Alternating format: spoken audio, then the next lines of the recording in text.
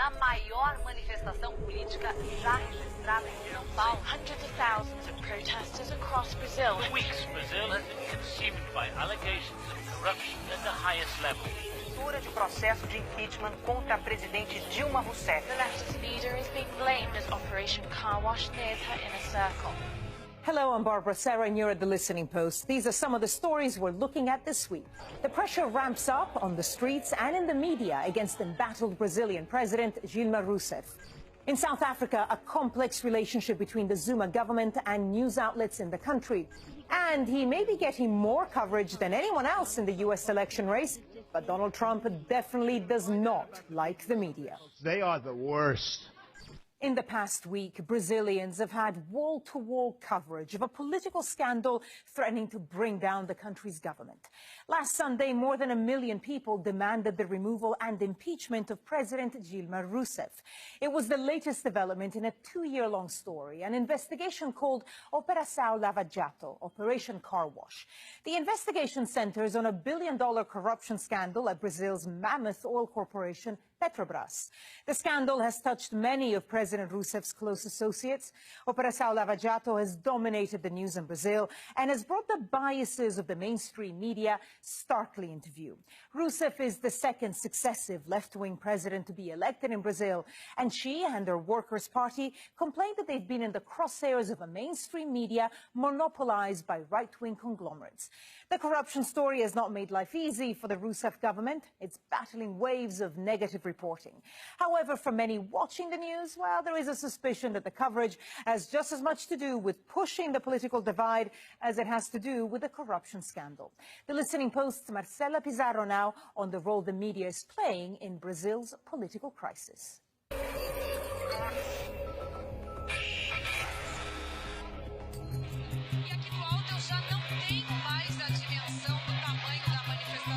On Sunday the 13th of March, Brazil's largest broadcaster, TV Globo, suspended its regular programming to cover protests across the country.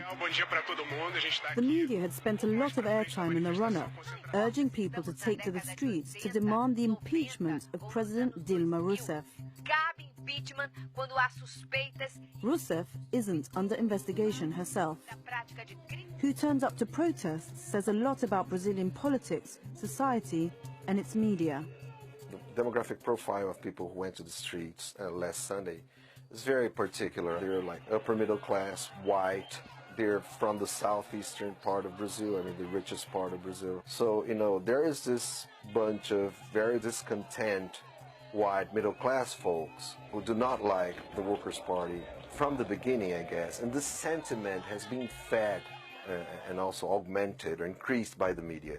And there was one photograph that went viral on Brazilian media that was absolutely outstanding.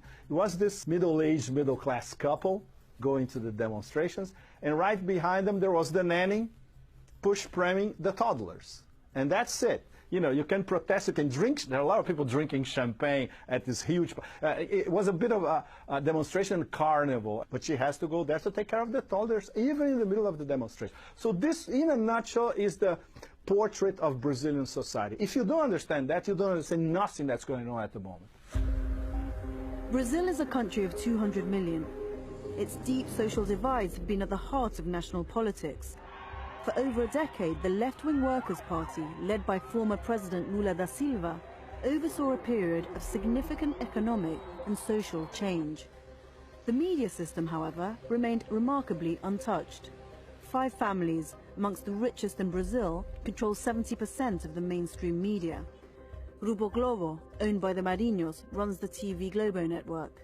The Cevita family owns Grupo Abril. That publishes Brazil's most read news weekly, Veja. Grupo Folha is owned by the Frias family. The Sards own Grupo Bandeirantes, and the Macedos own Grupo Records. All 5 families have been part of the Brazilian establishment, the ruling class, for decades. Neither Lula nor Rousseff pushed for diversity of ownership in the media landscape. The big media houses have remained unmoved. There is a sense that a lot of the media owners have not been capable of living with change, as if they feel too threatened with everything that's happening. Any type of ideology which can be perceived as being more progressive is instantly put down, instantly criticized. O que a crise política no Brasil faz hoje é What the current political crisis does is intensify people's emotions. The country splits into two very clear groups and the debate becomes insane. This is a very serious problem. The traditional media has started to become a target of the current animosity. Even if you can identify a particular political leaning in one news outlet or another, the other side's viewpoint will never be omitted. This would never happen as it does on social media, because the press is committed to listening to all sides. Nossa história é de ouvir as pessoas. Corruption is not a new story in Brazil. However, no investigation has been as big as Operation Car Wash. At the center of the scandal is the oil behemoth Petrobras. Its executives are accused of taking bribes and making illicit political donations. President Rousseff was head of the corporation between 2003 and 2010. She'd been cleared of any wrongdoing, but more than 30 members of her government are under scrutiny, including her mentor and predecessor, Lula da Silva. This is a big story, meriting aggressive coverage, but news outlets have been spurred on further by the head of the investigation, the media-savvy judge, Sérgio Moro. It would seem as though Moro's media strategy was set out a decade ago, before Operation Car Wash even began. In 2004, he wrote an article about another investigation in Italy called Mani Pulite, or Clean Hands. That campaign's success, wrote Moro, was rooted in how investigators used the media to intoxicate the political atmosphere. In that particular piece, his idea is that the media has to be used, right, or has to work together with the judiciary against the government to discredit the government. So that would be the only way to actually get hold of the corrupt politicians and put them in jail. These investigations are supposedly secret, but they are always leaked, and the media actually accuse many people beforehand, before the investigation is concluded. So these people have their reputations thrown into the garbage. They're tried by the public opinion way before, they have an actual trial. Por que há os vazamentos? Eu acho que é... Why are there so many leaks?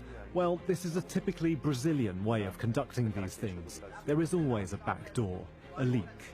What we do is to produce coverage that is the most accurate, in the sense that we don't prejudge. There is an opinion section in the newspaper that's reserved to showing the newspaper's views, but to us, who work with journalistic coverage, we limit our reporting to the facts. Nos limitamos aos fatos. Not everyone agrees with that assessment. Over the past 2 years, the news magazines Veja and Época have been criticized for their thinly sourced reporting on this story. Alex Quadros, a journalist based in Sao Paulo, wrote a lengthy piece accusing the two magazines of resorting to vague implications and providing no documentary evidence. And during an evening bulletin on TV Globo this month, protesters stood behind one correspondent holding signs that read, "Globo wants to incite a coup, it wants to burn the country." What people have become more conscious about is the ways in which sectors of the media are trying to make political advantage of this issue and thus force an impeachment, force a type of soft coup now through the justice system. It's very shoddy journalism because there's no proof, it's just innuendo. For the developing world, this is one of the most important stories of the past few years and for the foreseeable future, because it's a corruption war, it's a political-economic crisis mixed with an information war at the same time. So everybody has to pay attention.